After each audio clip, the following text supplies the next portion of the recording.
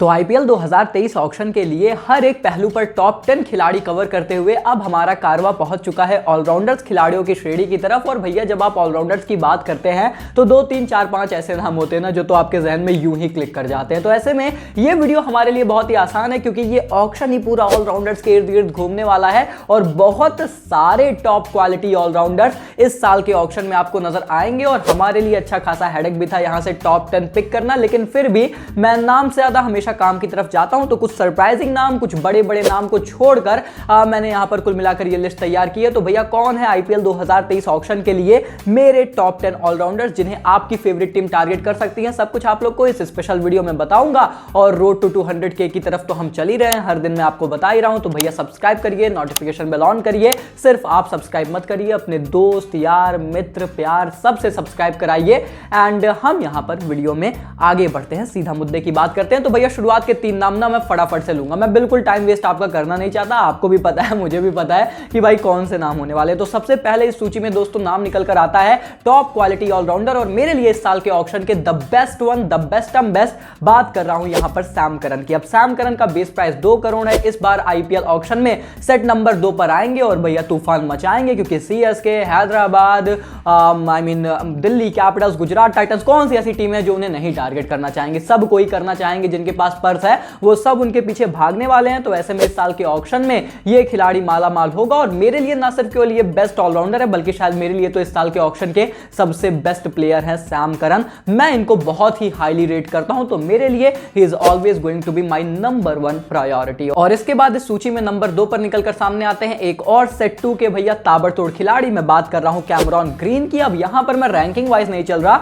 But you also know that Cameron Green is a top quality allrounder. हालांकि Indian conditions में यहां पर आकर वो कितना अच्छा करने वाले हैं इसके बारे में हमें जानकारी नहीं है, लेकिन भैया बंदे ने अपना रौला पूरा जमाया हुआ है, इसमें कोई संदेह भी नहीं है। तो लखनऊ सुपर जायंट्स जैसी टीमें, हैदराबाद जैसी टीमें, पंजाब किंग्स इवन बहुत ही ज्यादा इंटरेस्टेड रहेंगे कैमरॉन ग्रीन जैसे खिलाड़ियों में। और मुझे लगता है कि इस साल के ऑक्शन में मुझे लगता क्या है 100% ये माला माल होंगे, सेट 2 में आएंगे, 2 करोड़ में आएंगे और बहुत सारी टीमें इनकी तरफ दिलचस्पी दिखाएंगे। आई मीन वो डिपेंड करता है ना कि सेट 2 में किसका नाम पहले किसका नाम बाद में आ रहा है। और जैसे ऐसे नाम आएंगे, मान लो सैम करन को किसी एक पार्टिकुलर टीम ने उठा लिया, उन्होंने पैसे लगा दिए, तो चलो वो तो अब शांत बैठ जाएंगे, लेकिन फिर जो टीमें और बची हुई हैं, जो बौखलाई हुई हैं, जिनको खिलाड़ी ऑलराउंडर्स नहीं मिले हैं, फिर वो भागेंगे कैमरॉन ग्रीन के पीछे। तो कुल मिलाकर ऐसे ही डायनामिक्स रन करने वाले हैं। आप भी ये चीजों को भली भांति समझते हो। तो Cameron Green is definitely one of the best allrounder जो इस साल के ऑक्शन में आपको नजर आ रहे हैं। और इसके बाद इस सूची में नंबर 3 पर आते हैं, कौन आ सकते हैं? आई मीन इंग्लैंड के टेस्ट कप्तान बेन स्टोक्स की यहां पर मैं बात कर रहा हूं।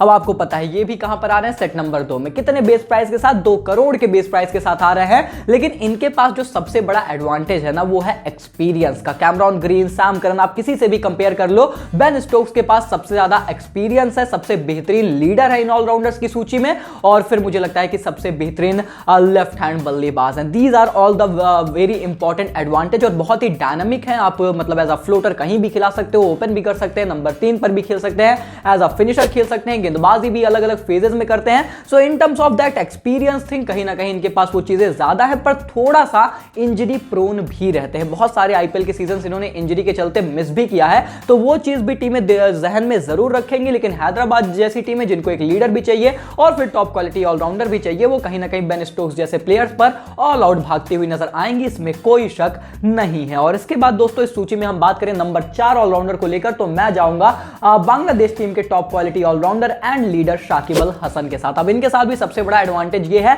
कि ना सिर्फ केवल एक बहुत ही बेहतरीन ऑलराउंडर है बल्कि एक बहुत ही अच्छे लीडर भी है। लीडिंग फ्रॉम द फ्रंट की एबिलिटीज ये रखते हैं। एक बेहतरीन लेफ्ट हैंड बल्लेबाज, left arm slow Orthodox spin करने वाले खिलाड़ी हैं। मुझे लगता है कि अलग अलग डायमेंशंस में आपके लिए बहुत ही ज्यादा यूजफुल साबित होंगे। बेस प्राइस इनका 1.5 करोड़ है। सेट 2 में आपको नजर आ रहे हैं। 71 आईपीएल मुकाबलों का अनुभव रखते हैं। ईमानदारी से बताऊं तो मैं बहुत हाईली हाल फिलहाल में इन्हें नहीं रेट करता एज एन ऑलराउंडर, लेकिन अगर आप टॉप 10 की सूची बनाएंगे तो उसमें इनका नाम होना जरूर लाजमी बन जाता है। इनफैक्ट मैं आपको बताऊं शायद शुरुआत में मैं इनका नाम रखने के प्लान में था भी नहीं, लेकिन फिर उसके बाद मैंने और खिलाड़ियों की लिस्ट काफी खंगाली एंड देन आई डिसाइडेड कि ओके मतलब एटलीस्ट शाकिब अल हसन इनसे तो बेटर ऑप्शंस हैं ही। तो फिर उसके बाद मैंने इनको लिस्ट में डाला। मैं बहुत ही ईमानदारी से आपको सारी चीजें बताता हूं। मैं पर्सनली इन्हें बहुत ज्यादा हाईली रेट नहीं करता, शायद मतलब मेरे पर्सनल इश्यूज हो सकते हैं ईमानदारी से, खैर से कोई इश्यूज नहीं है, बट बात वही चीज है कि मैं नहीं रेट करता। हो सकता है आपका दृष्टिकोण इस चीज को लेकर अलग हो, लेकिन डेफिनेटली दोस्तों शाकिब अल हसन एक बहुत ही अच्छे ऑलराउंडर है, इसमें कोई शक कोई दो राय नहीं है। और इसके बाद हम बात करें सूची में नंबर 5 नाम को लेकर,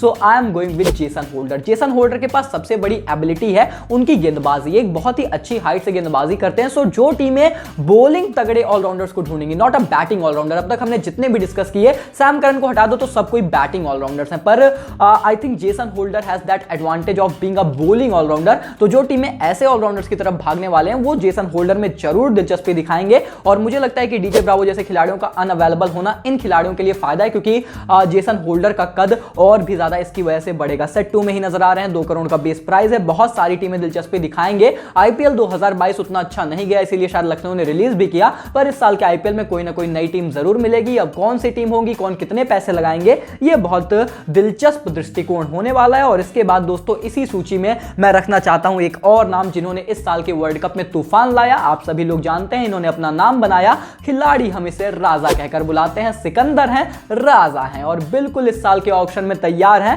अब T20 इंटरनेशनल के इनके आंकड़े क्या कहते हैं, 63 पारियां खेली हैं, 1200 के ऊपर रन है, 20 की औसत रही है, लेकिन 38 विकेटें भी चटकाई हैं। तो इनके पास भी सबसे बड़ी क्वालिटी यह है कि राइट हैंड बल्लेबाज हैं, आपके लिए मिडिल ऑर्डर में अच्छी बल्लेबाजी करेंगे, and then right arm off spin गेंदबाजी करते हैं, सुनील नारायण के कुछ एक्शंस के साथ गेंदबाजी करते हैं, सेट 2 में आ रहे हैं, and then most important thing is कि 50 लाख के बेस प्राइस के साथ आ रहे हैं। तो सबसे बड़ी बात यह है कि सस्ते हैं, मतलब सस्ते हैं अभी 50 लाख में, लेकिन बाद में तो टीमें भागेंगी तो बहुत महंगे हो सकते हैं।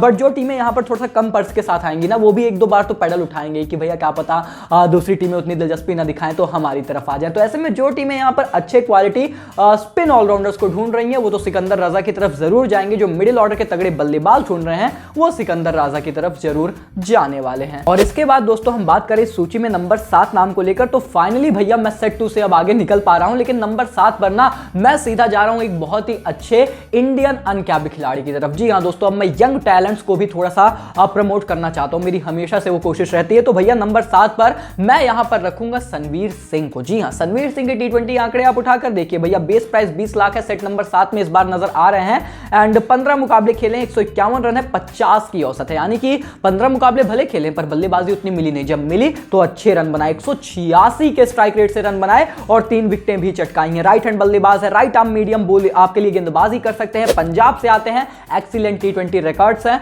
मैंने पहले भी कहा है कि सनवीर के पीछे पंजाब भाग सकती हैं, 2-4 और टीमें में भी दिल्ली कैपिटल्स जिनको अच्छे ऑलराउंडर्स चाहिए वो भाग सकते हैं। और ऐसे में सेट नंबर 7 पर आप निगाहें रखिएगा, बहुत अच्छे ऑलराउंडर्स हैं उसमें, लेकिन एक जो मैं नाम हाईलाइट कर पा रहा हूं वो मेरी समझ से सनवीर सिंह ही है। तो कैसे में मतलब ऐसे में इतने सारे दिग्गज ऑलराउंडर्स विदेशी भारतीय होने के बावजूद भी मैंने यंग टैलेंट्स को उठाने की कोशिश की है, तो उसमें से एक सनवीर सिंह का नाम होना लाजमी है। और इसके बाद दोस्तों नंबर 8 पर I am going with Michael Bracewell. जी हां, एक और नया उभरता हुआ नाम, न्यूजीलैंड से निकलकर सामने आ रहे हैं। T20 इंटरनेशनल के आंकड़े लाजवाब है, बेस प्राइस है 1 करोड़, सेट नंबर 22 में है, 13 पारियां खेली हैं, 30 की औसत है, 183 का स्ट्राइक रेट रहा है न्यूजीलैंड के लिए। और सबसे बड़ी बात, सबसे बड़ी खूबी यह है कि भाई साहब 17 विकेटें बंदे ने चटकाई हैं 5 की इकॉनमी के साथ। तो माइकल ब्रेसवेल के साथ सबसे बड़ा फायदा यह है ना कि राइट आर्म ऑफ स्पिन गेंदबाजी करते हैं एंड बहुत ही अच्छे विकेट टेकर गेंदबाज हैं। तो जो टीमों को अब वो मैं कह रहा हूं ना, वो जो सिकंदर रजा जो काम कर सकते हैं वो काम यहां पर माइकल ब्रेसवेल भी करेंगे। लेफ्ट हैंड बल्लेबाज हैं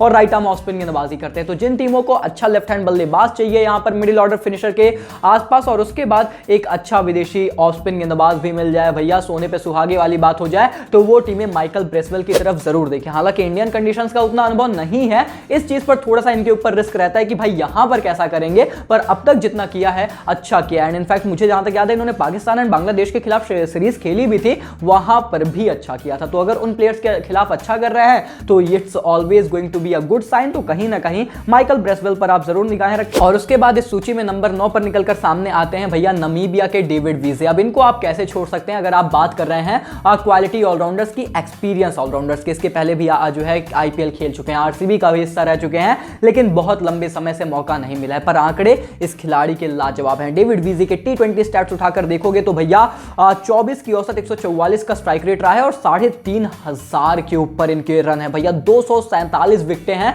300 के ऊपर T20 मुकाबले खेल चुके हैं। तो अनुभव का भंडार लेकर आते हैं डेविड वीजे। एक ऐसे खिलाड़ी हैं जिनको हम 2022 में भी डिस्कस कर रहे थे कि आईपीएल कॉन्ट्रैक्ट मिलना चाहिए, नहीं मिला, क्या 2023 में मिलेगा? बिल्कुल मिल सकता है। और ऐसे में आप इन पर निगाहें रखिएगा। बेस प्राइस 1 करोड़ का है, तो 1 करोड़ में अगर टीम चाहे तो अपने बेस प्राइस पर उठा सकती है, क्योंकि सेट नंबर 25 में है। देखो उसके पहले ईमानदारी से बताऊं, जितना खेला मेला होना होगा ना, वो सारे खेला मेला उसके पहले हो चुके होंगे। तो जो टीमें जिनके पास 1-2 करोड़ रुपए बचे हैं, उनको ऑलराउंडर चाहिए विदेशी और अभी तक कोई प्राप्त कर नहीं पाया है। वो टीमें यहां पर डेविड विजे की तरफ जरूर जा सकती हैं और मेरा ये मानना है कि ये आईपीएल कॉन्ट्रैक्ट डिजर्व करते हैं। और इसके बाद दोस्तों last but not the least, फिर से एक अंडररेटेड नाम लेकर आऊंगा, फिर से एक अनकैप्ड नाम लेकर आऊंगा दोस्तों। मैं जा रहा हूं यहां पर सीधा सबसे नीचे सेट नंबर 43 में।